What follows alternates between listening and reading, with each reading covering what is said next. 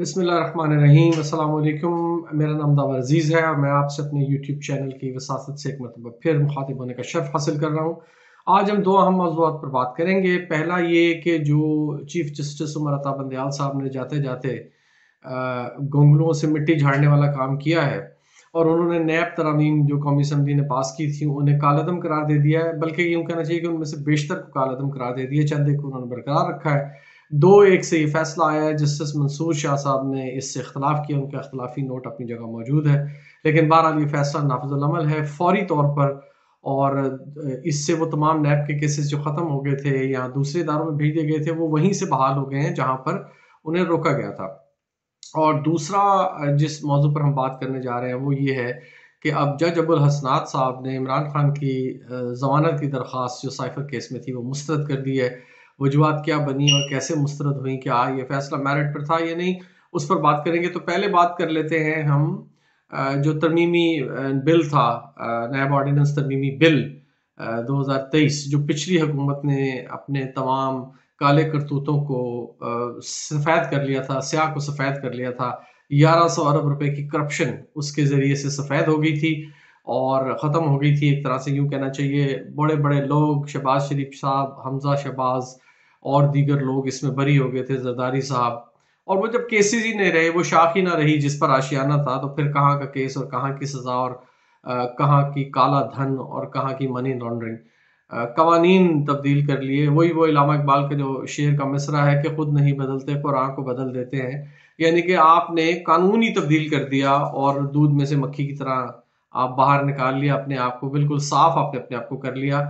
मुझे उससे याद आता है जैसे हॉलैंड में एक मरतबा जब ये ड्रग्स की मनशियात की वबा इतनी आम हो गई कि हर बंदा इस्तेमाल कर रहा था, तो उन्होंने उसको कंट्रोल करने से जब माजूर हो गई हुकूमत, तो उन्होंने क्या किया कि एक ख़ास मिकदार एक कानून बना दिया कि अगर आप इतनी मिकदार लेकर जा रहे हैं, आपकी जेब से बरामद हो जाती है, आपके पास से बरामद हो जाती है, तो फिर ये खिलाफ कानून नहीं है, क्योंकि आप पर्सनल प्लेजर के लिए या ज़ाती तौर पर महजूज होने के लिए आप ये ले जा सकते हैं। लेकिन अगर इससे ज़्यादा मिकदार आपको मिलेगी, आपके पास से मिलेगी, तो फिर इसका मतलब है कि इंटेंट टू सप्लाई, यानी कि आप बेचने की नज़रिए से पास रख रहे थे, उस पर आपको पकड़ा जाएगा, मुकदमा चलेगा और सज़ा होगी।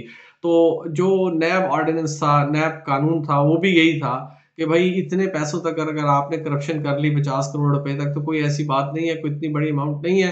पाकिस्तान में तो कोई गरीब नहीं है, हर बंदा जेब में 50 करोड़ लेके फिरता है, तो लिहाजा ये कोई करप्शन नहीं है। इस पर नैब केस नहीं बनाएगी, कोई दूसरा इदारा इसको देख लेगा। और जो इससे ऊपर वाले केसेस हैं उसमें भी ऐसे ऐसे काले कवानीन मुतारफ करवाए गए कि जिसकी वजह से किसी को पकड़ना या सजा दिलवाना नामुमकिन हो गया।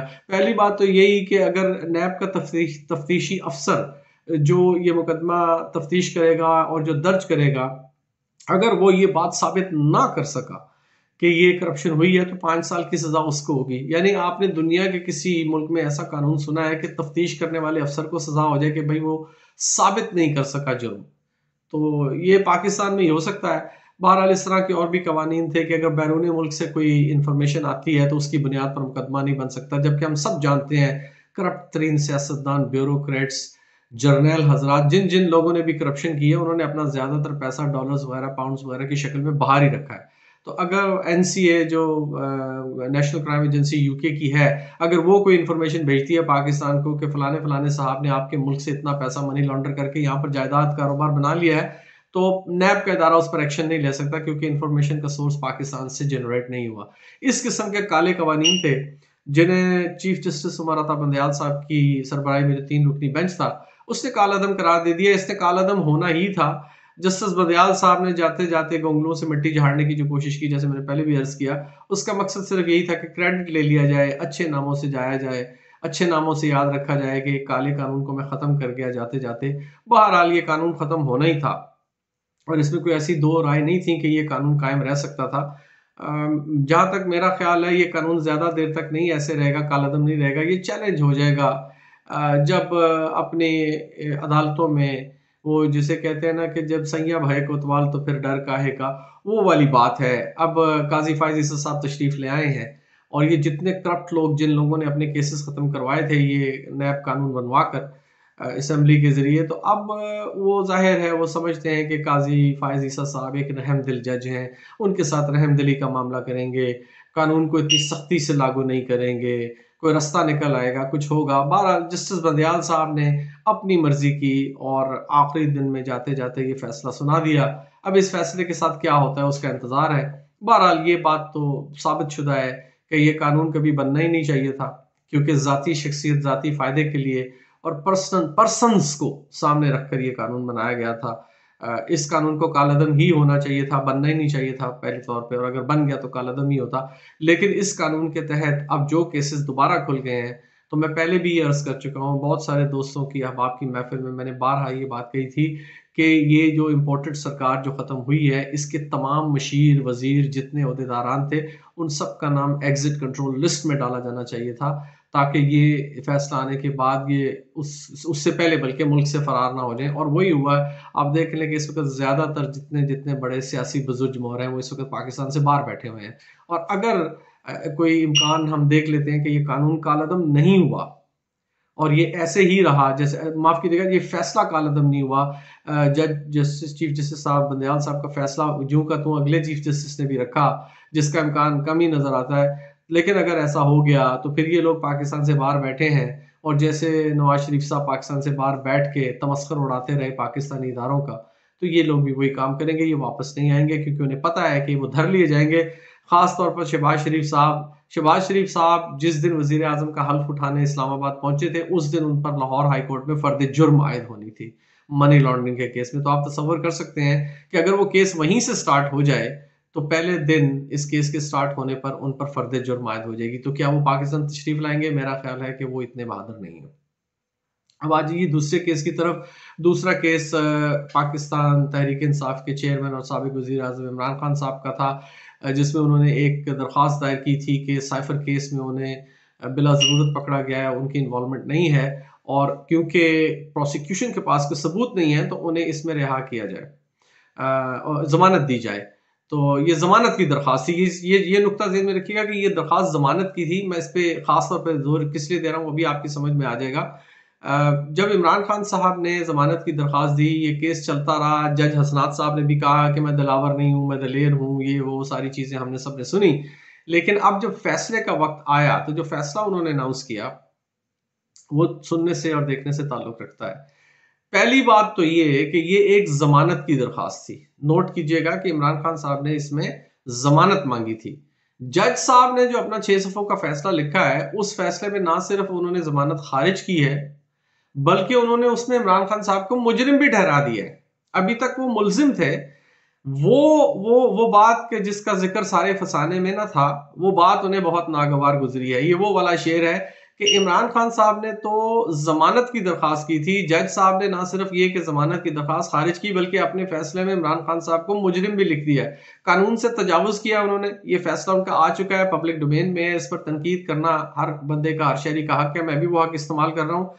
जज हसनात साहब ने कानून की हदूद से तजावुज करके जो चीज मांगी ही नहीं गई, जो उस दरखास्त का हिस्सा ही नहीं थी, वो भी अपने फैसले में शामिल कर दी है। तो बहरहाल आने वाले दिनों में इसका फायदा इमरान खान साहब को हो जाएगा, जहां तक मेरा ख्याल है। आगे चलते हैं जनाब। ये केस बना क्यों था साइफर का? ये केस बना था 164 के बयान पर, जो साबिक प्रिंसिपल सेक्रेटरी वजीर आजम पाकिस्तान इमरान खान साहब के थे, आजम खान साहब, उन्होंने दिया था। आजम खान साहब जैसे आपको पता है महीना पर गायब रहे थे, उठा लिए गए थे, या जो कुछ भी हुआ था। बहरहाल वो मंजर आम पर आए। उसके बाद आने के बाद वो उन्होंने एक सीधा मजिस्ट्रेट के पास पहुंच के और एक बयान दे दिया, एतराफी बयान। आजम खान साहब के इस सारे केस में कोई जिक्र नहीं है, उन्हें पकड़ा नहीं गया, कोई ये जानता नहीं कि वो कहां पर है। केस के मेरिट पे, इस फैसले के मेरिट पर अगर बात करें तो काजी फायज ईसा साहब ने ही एक हथियार दिया हुआ है इमरान खान साहब के वकला को, और वो हथियार है हुदैबिया पेपर मिल्स के केस में जो इसहाक डार के इतराफी बयान 164 का बयान था, उस पे फैसला देते हुए जब उन्होंने केस बंद किया था, तो उस फैसले में उन्होंने ये लिखा था कि 164 का बयान देने के लिए और उस बयान को वैलिड करार देने के लिए दो चीजों का होना लाजमी है।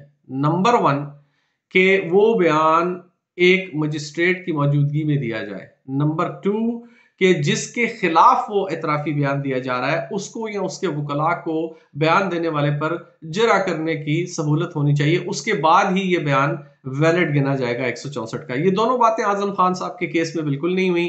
आजम खान साहब ने किसी मजिस्ट्रेट वगैरह के सामने बयान नहीं दिया, बस एक बयान लिख कर टाइप करके उस पर साइन कर दिया और उसके बाद वो फिर गायब हो गए। और जहां तक ताल्लुक है जिरा करने का, तो इमरान खान साहब के वकला को आजम खान साहब की शक्ल तक नहीं देखने दी गई जब वो ये बयान रिकॉर्ड करवा रहे थे। तो ये दोनों केसें वायलेट हुए हैं, कानून कवानीन इसमें इन दोनों पॉइंट्स के ऊपर। लिहाजा पहली बात तो ये कि इस बयान की कोई हैसियत ही नहीं, और उस बयान पर कायम शुदा मुकदमे की तो बिल्कुल ही फिर कोई हैसियत नहीं रह जाती। तो जज हसनात साहब के सामने कोई रास्ता नहीं था कि वो जमानत की दरख्वास्त मुस्तरद करते। और फिर जिस तरह से लतीफ़ खोसा साहब ने और बाबर अवान साहब ने दूसरे वकला ने इमरान खान के हक में दलाइल दिए, और जो बेबसी प्रोसिक्यूटर जनरल साहब और अटारनी जनरल साहब की थी, करोड़ों रुपए दे के प्रोसिक्यूटर को हायर किया गया, एक प्राइवेट वकील को, वो बिल्कुल बेबस नजर आया। उन्होंने अदालत में जो चीजें रिपोर्ट हुई हैं, क्योंकि जाहिर है मैं तो वहां पर मौजूद नहीं था अदालत में, लेकिन मैंने जो चीजें रिपोर्ट देखी हैं कि वो बिल्कुल लाजवाब थे। और जज साहब ने उन्हें डांट कर बिठा दिया कि आप किसी बात का जवाब नहीं दे रहे तो आप बैठ जाएं, आप बात नहीं कर सकते, आपकी आपकी जो जिरा है या जो आपके सवालात हैं वो अब खत्म है, और आप बैठ के कार्रवाई देखें। तो उसके बाद उन्होंने फिर आगे कार्रवाई चलाई। जब इस केस का ये हाल था, अबुल हसनात साहब, जज साहब, बहुत सारे पॉइंट्स पर वकला इमरान खान साहब के साथ मुत्तफिक भी नजर आए और सर भी हिलाया उन्होंने, मुबैना तौर पर जो रिपोर्ट हुआ है कि आप दुरुस्त कह रहे हैं, आप दुरुस्त कह रहे हैं। और ये बड़ी उम्मीद थी कि ये फैसला इमरान खान साहब के हक में आएगा और उनकी जमानत साइफर केस में मंजूर हो जाएगी। लेकिन लेकिन जो फिर उसके बाद आधा घंटा दरवाजे अदालत के बंद करके जो इन कैमरा सेशन चलाया गया और कार्रवाई हुई, उसके बाद जो फैसला आया, उसने तमाम लोगों को हैरान बल्कि परेशान कर दिया कि इतने वाज़ेह दलाइल होते हुए किसी भी किस्म के सबूत की अदम मौजूदगी में, जिसका इकरार अटॉर्नी जनरल फॉर पाकिस्तान और स्पेशल प्रोसिक्यूटर साहब जो थे, उन दोनों ने इकरार किया कि उनके पास कोई खास सबूत नहीं है, कुछ नहीं है उनके पास जिसकी बुनियाद पर ये केस आगे चलाया जाए या उनकी जमानत की हम मुखालफत करते हैं। जज साहब ने तस्लीम भी किया, डांट कर बिठा भी दिया प्रोसिक्यूटर जनरल साहब को। उसके बाद जब उन्होंने फैसला लिखा 6 सफ़े का, तो उस फैसले में उन्होंने जमानत की दरख्वास्त इमरान खान साहब की मुस्तरद कर दी। हम बड़ी अच्छी तरह से ये बात जानते हैं कि पाकिस्तानी अदालतें फैसले कैसे करती हैं, किसके कहने पर करती हैं। इन्हें बेनज़ीर भुट्टो ने एक ज़माने में कैंगरू कोर्ट्स कहा था, फिर एक ज़माने में उन्होंने कहा था कि चमक काम करती है। यहाँ पर चमक तो नज़र बज़ाहिर नहीं आती, यहाँ पर और ही कुछ गुर इस्तेमाल किए गए हैं, कुछ और ही औज़ार इस्तेमाल किए गए हैं, और जिस तरह से मनमाने फैसले लिए जा रहे हैं वो काबिल अफ़सोस ही कहे जा सकते हैं। क्योंकि इस किस्म के फैसलों की, अगर कानून और आइन को देखा जाए, अगर कानून को फॉलो किया जाए, अगर तमाम जो आपको शवाहिद आपके पास मौजूद हैं, दस्तयाब हैं, उन्हें देखा जाए, सर्कमस्टेंशियल एविडेंस है, सर्कमस्टेंशियल एविडेंस होता है, और जो बज़ाहिर आपके सामने पेश किए जाते हैं दलाइल, अगर उनके में तराजू में रख के तोला जाए, तो ये फैसला किसी भी तरह से काबिल तहसीन फैसला नहीं कहा जा सकता। इस फैसले की सिर्फ मजम्मत की जा सकती है। और पाकिस्तानी अवाम, देखें मैं आपको एक चलते चलते एक बात बता देता हूँ, वो ये है, मैं वीलॉग ज़्यादा लंबा नहीं करना चाहता, लेकिन वो ये है कि आप इस किस्म के काम करके प्रेशर डलवा के इदारों से इधर से उधर से इस किस्म के फैसले लेने से आप वक्ती तौर पर तो एक शख्स को जेल में रख सकते हैं, लेकिन जेल में रखने के बाद आप उसके कद्दो काट में इजाफा कर रहे हैं। आप उसे अवाम की नज़रों में गिरा नहीं रहे, अवाम की नज़रों में उठा रहे हैं। ये ज़हन में रखिएगा आप। इमरान खान साहब को पहले वो लीडर थे, मुल्क के वज़ीर आज़म थे, उससे पहले लीडर थे, फिर वो वज़ीर आज़म बने। अब आप उन्हें लीडरी से उठाकर एक ज़िद बना रहे हैं पाकिस्तानी कौम की। पाकिस्तानी अवाम की ज़िद बन चुका है इमरान खान, और जितने आप उसके खिलाफ इस किस्म के गैर कानूनी, गैर आईनी इकदाम करेंगे, उन इकदामात के बाद इमरान खान के कद काठ में इजाफा होगा और पाकिस्तानी अवाम की ज़िद में इजाफा होता जाएगा।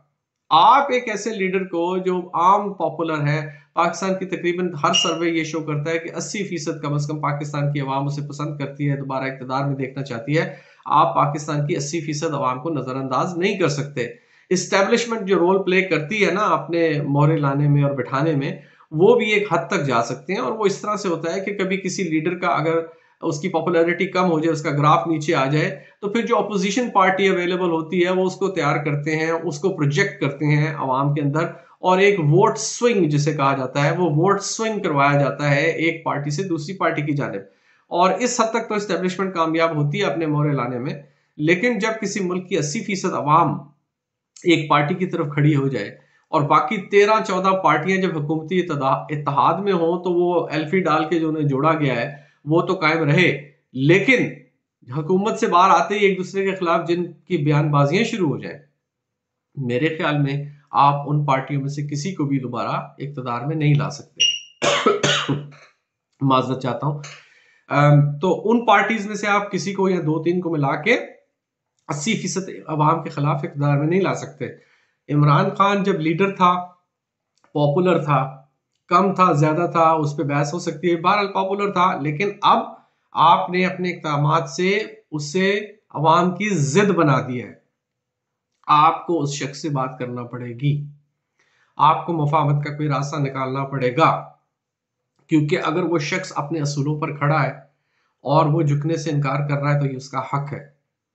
झुकना आपको पड़ेगा, इसलिए कि इसी में पाकिस्तान की बेहतरी है, इसी में पाकिस्तान का सर्वाइवल है।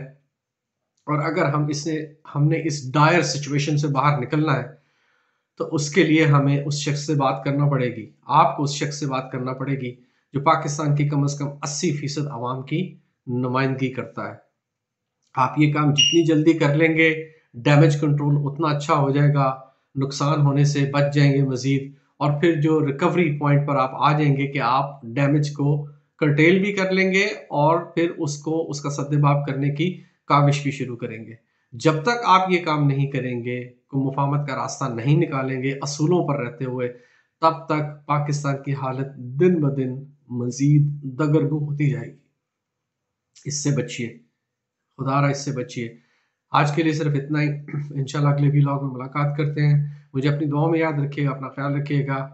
पाकिस्तान हमेशा के लिए जिंदाबाद।